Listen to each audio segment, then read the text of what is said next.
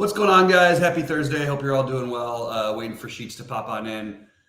Talking through this slate, I posted for those of you who are premium members in the premium Discord my exposures. I actually did that for basketball and baseball. Good luck to you guys in basketball tonight as well. The little two gamer, and then we're back at it with a monster one tomorrow again. So anyway, there comes the man.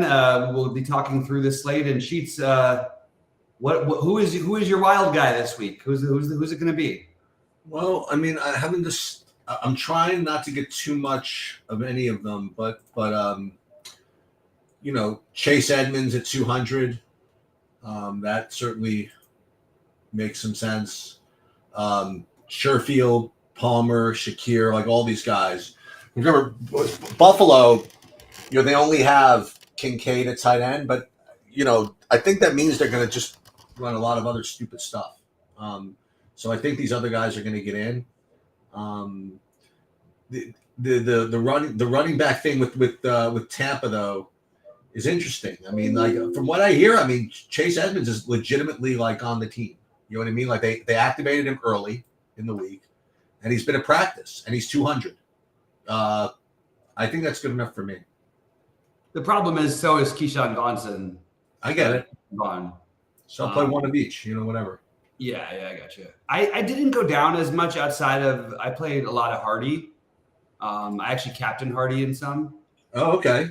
And my top captains, though, are Kincaid and Gabe Davis in my big one. And I have Josh Allen in every lineup, and I have Baker in almost no lineups.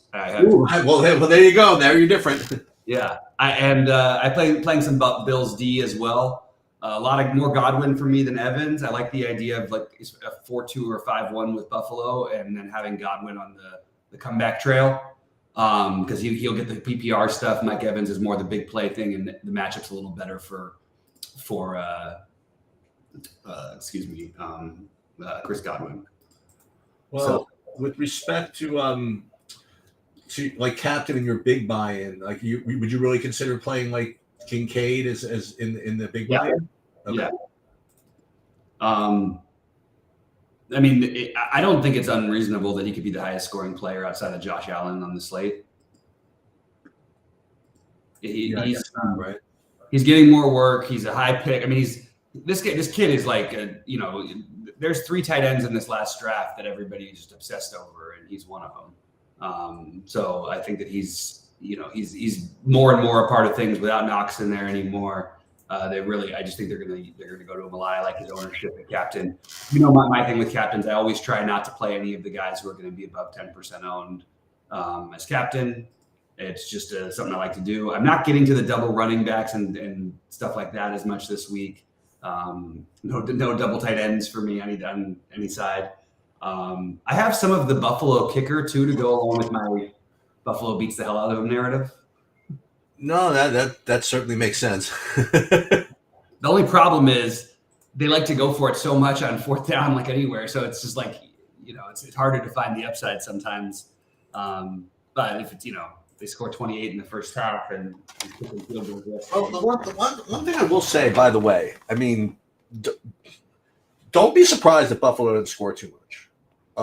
The only reason I mention it is because, I've heard this today a lot. Listen, coming off of that pretty bad performance against New England, they're going to get their act together. 2 bad performances in a row. Yeah, it's the same thing from the week before. Yeah. It's possible that they're kind of struggling. You know what I mean? Just don't be surprised if it doesn't work out. If you play all these Buffalo stacks. Yeah. I went a little different on a couple of other things that I thought I just mentioned. Like I have some Shakir captains, Godwin captains, but I think Kincaid is my highest owned captain, and I have some Bills defense captains. Get a little fun. So this is the real anti-Mayfield build. Yeah. That's what I'm going for. I think that this is going to be a tough spot for him, and it is kind of crazy. They only have a 17 total. I always like the unders on the Thursday games anyway, but this one I could see. I could see Buffalo winning this game like I don't know, 31 to like 10. Fair enough. I mean, maybe. Look, if I'm wrong, I've got some outs. You know what I mean? I've got other stuff. Yeah, no, absolutely. But I'm going to play the angle that makes the most sense for me. So this is interesting. With this question from Nuke, he says, "Thanks for being transparent with the strategies." He was thinking about at least 3 Tampa Bay players in each lineup, as he thinks that Buffalo 4-2 and 5-1 will be overowned. I don't know if it'll be overowned. It will be the highest owned stacks will be 4-2 and 5-1. Sheets, do you agree with that? Oh, for sure. So I kind of like the idea of it. I don't actually like that for what I think will happen, but I think that is an interesting strategy to maybe you make it 75% of your lineups and not all of them. But I do think playing 3 Tampa Bay players is definitely a way of getting a little bit different if you're scripting, right? Yeah. Yeah. So I don't mind that at all. What is the let me see something.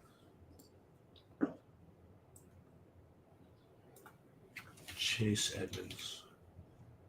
How much do I really want of Chase Edmonds? That's the question.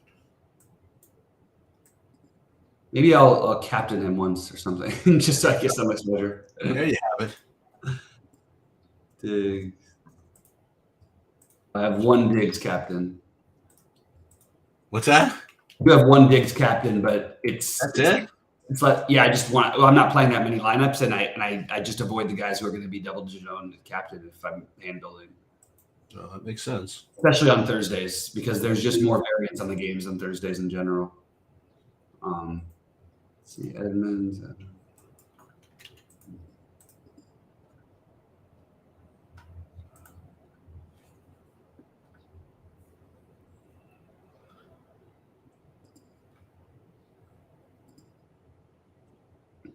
How much kickers did you end up with? Let me see. What are their names? Bass? Yeah. More than I'm probably supposed to, like 25%. Yeah, I've got a pretty good percentage too. I don't know why I ended up in that range. Who's the kicker for? What's the name? What's that? What's the name of the Tampa kicker? Well, fuck. What is his name? I didn't get it. McLaughlin. All right. Okay. So Chase. Yeah, I mean, I have less of him. Less of him. Yeah. How much James Cook did you end up with? I'm guessing a lot, but Cook? Yeah. I mean, no, not really. I had like 20, maybe 25%. Oh, it's a little lower on him. But you know, a lot of these Bow Wows, a lot of these Shakirs and all this stuff. We'll see how it turns. Leaving a crap load of money on the table. You know, I still have the thing stuck in my head for where, like, I think it was like three, like it was a Thursday night game, a Monday night game, and a Sunday night game one year where Buffalo had what's his name was like they had the guy who scored 7 touchdowns the whole season, and they were all in those games. What was his name? McKenzie? Oh, maybe it was 6 touchdowns in those games, but he had big games in all of them, and it was like he just kept winning all the things, and no one was playing him on these showdowns. But I still have that in my head with Hasty, like you know what I mean? The Hasty. I mean Hardy or whatever, you know, whatever he's not. You like Trey Palmer? I didn't get to him any really. I don't have any issue with it. Like I just didn't really. I just played the Godwin Evans, K. Dotton mostly. K. Dotton's a good play. He's a really good play, and I feel like I might need to rebuild this one lineup. The problem is it sort of goes against the build that I'm trying to do, but maybe that's still okay.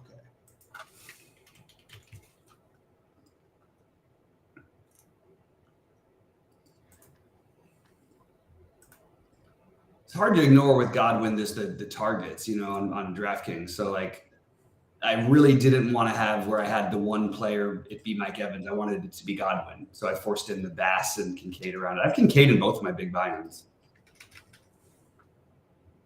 Oh, DJ asking if Kincaid a captain. I'm playing Kincaid a captain.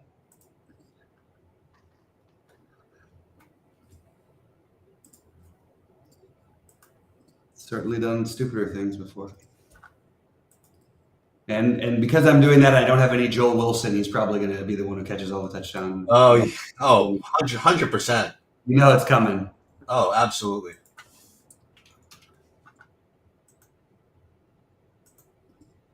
Yeah, the guy I don't have as much. I have too much Edmonds and not enough Vaughn, actually.